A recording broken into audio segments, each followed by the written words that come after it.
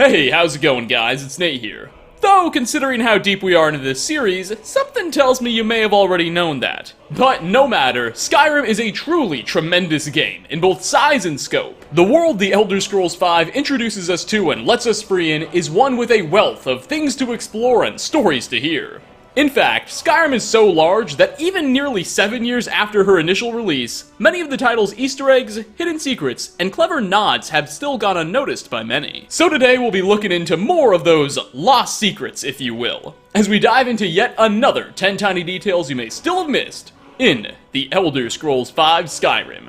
Part 37. Starting off, within the Dark Brotherhood's Falkreath Sanctuary, the conniving cult of assassins have a large dining and cooking area, where the culinary arts are practiced, and meals are prepared and feasted on promptly. On the large dining table at the center of this room will be a number of plates, with pre-prepared meals resting on them. Now, at first, this all seems entirely normal. All the food seems rather typical. Cooked venison, pheasant, bread, apples, vegetables, all seems delicious and nothing really out of the ordinary.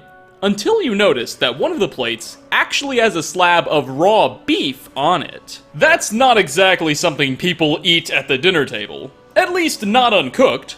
Now, what's most likely the case here is that such a dining option is meant for Arnbjorn, Astrid's husband and fellow assassin, who also happens to be a werewolf. His lycanthropy probably has caused him to develop an appetite for more fresh meat options, if you catch my meaning. I find it really neat to imagine that whoever at Bethesda was designing this room and setting up the plates took into consideration Arnbjorn's own potential tastes. So kudos to them. Though, it's a good thing they didn't do the same thing for Babette. Next on our list, we journey to the ash-covered Isle of Solstheim, where, in one potential random encounter, the player can be approached by a paranoid Reaver, basically the island's variation of a bandit, who will mutter the following line of dialogue before turning hostile and attacking. They attacked us. Those bastards at Forsworn stole our treasure. Wait, forget I said that. That's my treasure. You can't have it. Following this little snafu, the location of Frostle, a large cave, will be revealed on your map if it hasn't already been. Apparently, this man and his fellow marauders were the victim of some sort of ambush, and it's clearly left quite a negative mark on our friend here. Well, if you decide to travel to Frostle for yourself, you'll find sitting before the cave's entrance none other than a small, ransacked Reaver camp, with 2 corpses left behind. Judging by the spears, there's no question about it, Reiklings are obviously to blame for this little battle. The funny thing is, though, that Reiklings are incapable of picking locks to open chests. So most of the goodies here are still yours for the taking, provided you have a couple of lockpicks on you. But it's cool to know that not only was the Reaver we met wandering Solstheim's roads telling us the truth, but we can even visit the scene of the crime he described. Coming at number 3, we trade the ashlands of Solstheim for the tundras of the Pale back on Skyrim's mainland. Specifically, the Hold's capital, Winterhold, where upon your first visit to the settlement's largest tavern, the Frozen Hearth, you'll witness a conversation between Dager, the innkeeper, and Nellakar, an Altmer mage staying as a guest. Take a listen. The smell? Like some horrible monster was turned inside out and then exploded. What did you do? It was a minor miscalculation. I've already corrected it for future experiments. This is why people have a problem with your college, Nellakar.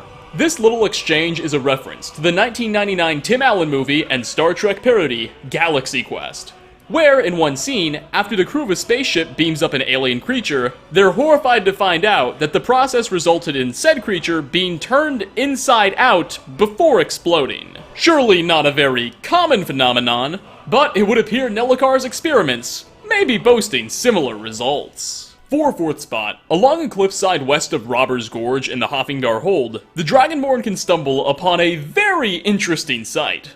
A number of books spilled all over the ground, with a small cart nearby. The peppered pieces of literature we can find here are all of varying genres and themes. It doesn't exactly take a Sherlock Holmes to put 2 and 2 together, and reason that somebody was likely transporting a number of novels, but their cart was tipped over at some point along the way, and they just sort of chose to abandon it. Now, even with a good guess at what happened, we're still left with a number of questions. Like, what was someone doing just wheeling a cart of books around here in the first place? And why abandon them? Were they perhaps under attack by bandits or unfriendly wildlife? Maybe they were murdered to death. Whatever happened here, how could someone have let such a literary masterpiece as A Gentleman's Guide to Whiterun go to waste? Such a shame. Halfway through at number 5, we have yet another mystery on our hands. Though this one is even more curious than the last. Within the depths of Bleak Falls Barrow, an ancient Nordic ruin, and among the first dungeons the main questline will send you to clear, a lone skeleton can be found, wielding 2 pickaxes next to an iron ore vein deposit. What on earth, or I suppose Nern, could this person's story be? Someone somehow made it to the deepest crevices of Bleak Falls Barrow alive, apparently armed with only pickaxes, only to seemingly collapse on the very ore vein they were mining and just die like that. The remains are certainly old, but there are no signs of a struggle at all. Again, it looks like this guy just sort of laid down and passed away. And why 2 axes? Perhaps this person came in with a friend, or just wanted to mine a little faster. No matter, we can only try and chip away at the truth behind what happened here. 6th. During Sanguine's Daedric quest, A Night to Remember, the player will awake in the aftermath of a blackout caused by having a bit too much to drink, only to find out that in your mead-fueled rage which you don't even remember, the player caused quite a bit of a ruckus, and you'll have to pick up the pieces and right some wrongs. One of the objectives you'll be given will be to retrieve a ring that you gave to a hagraven named Moira, that the player supposedly married during their episode. Long story short, Moira won't be too happy about giving her wedding jewel back, and when the player asks for it, she'll turn hostile. Now, forgetting for a moment just how utterly hilarious this whole predicament you've gotten yourself in is, Moira the Hagraven in fact seems to be a bit of a subtle nod by Bethesda to a character they had featured in their last game before making Skyrim, Fallout 3, where in Megaton, the lone wanderer could meet a shopkeeper named Moira Brown. Moira in Fallout 3 was a bit of a fan favorite for some. Being one of the first friendly faces the player would meet in the game, many fans developed a love for her that may not have been the healthiest, so to speak. She sort of became a bit of a meme in certain circles, and Bethesda clearly took note. And in Skyrim, the Dragonborn got to fall in love with a woman named Moira all over again. You just don't remember it all. Next, we're heading back to Solstheim, specifically to take a look at the evolution of the location's Reaver population. As touched upon earlier, Reavers are sort of like Solstheim's version of the typical bandits we meet in Skyrim. They do bandit things like attack the player on sight and live lives of robbery and plunder, but did you know that these Reavers actually have their own unique history of sorts that extends hundreds of years? You see, in the Elder Scrolls 3 Morrowind's Blood Moon DLC, which took players to Solstheim hundreds of years in-game before the events of Skyrim, Reavers could be encountered there too, but their composition was a little bit different. Morrowind's Reavers were notably all Nords, whereas Skyrim's Reavers are all Dark Elves. The reason for such a shift between games seems to be rooted in Solstheim's recently growing Dark Elf population. During the Elder Scrolls 3, the Red Mountain still hadn't erupted yet, and Solstheim was actually a territory controlled by the Empire. But between the two titles, the Empire handed the island over to one of the great Dark Elven houses of Morrowind, and the volcano finally exploded, resulting in a huge boom of Solstheim's Dunmurry population, as refugees poured in and new government officials took their place. And thus, slowly, over time, I suppose most of the Nordic Reavers either abandoned such a way of life, or integrated with the Skull, while a new wealth of elves decided to take up that mantle. Either that, or maybe Bethesda just thought it would look cooler this way. Coming at number 8, north of Deepwood Redoubt in the Hafengar Hold, the player can stumble upon the site of what seems to be a Forsworn ambush. Multiple bear traps are scattered throughout a small trail that cuts in between some rocks. There's even a dead Nord caught within them.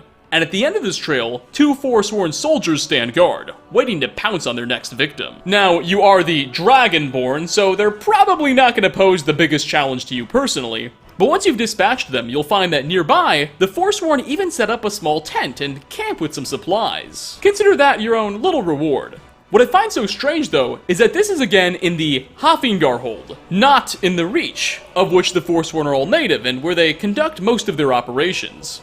So what's going on? Are the Forsworn expanding? Are they almost invading holds and the like? Maybe this is just a handful of stragglers that drifted a little too far from their boundaries. Whatever the story behind this pair of Forsworn is, it's your responsibility to take them off the trails and make Skyrim just a little bit safer. Getting close to the end here at number 9, we venture back to the snow-covered hold of the Pale, where, behind the shrine to Maroon's Dagon, a Daedric prince that's not exactly known for being very nice, a curious offering can be found.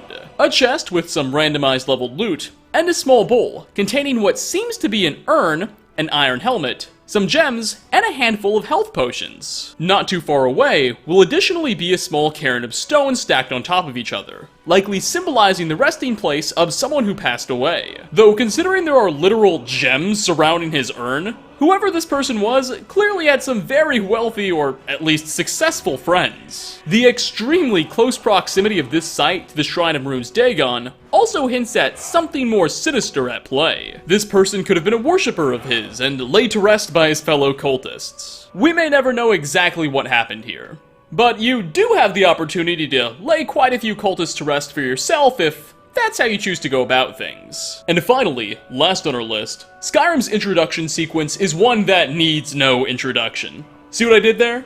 You awake on a cart as a prisoner, only for your fellow captives to reveal that certain execution awaits.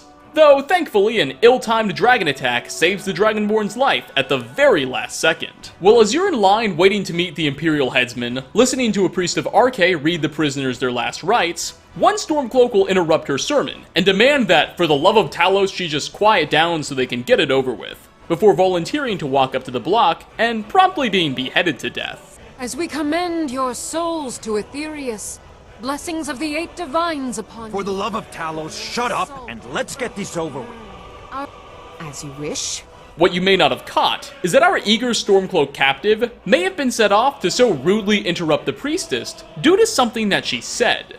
If you listen to her speech, she says, "Blessings of the 8 divines be upon you." This would be especially annoying to hear if you're a Stormcloak, as they all consider Talos to be the 9th divine, and the priestess's lack of acknowledgement to Talos is likely what set off the prisoner in the first place. Funnily enough, had he just held his tongue and let her continue, Alduin may have attacked before he was put on the block and saved his life too. So, be nice to people, I guess. But with those final words of advice, we are going to wrap up. Yet another 10 tiny details you may still have missed in The Elder Scrolls V Skyrim. Thanks for watching, everyone. Which of the things featured on today's list did you find to be the most intriguing or interesting? And what tiny details, Easter eggs, references, and hidden pop culture nods have you noticed in Skyrim that I've yet to cover? Leave a comment down below. As always, like ratings are very much appreciated. Again, thanks for stopping by, and hope to catch you all in my next video.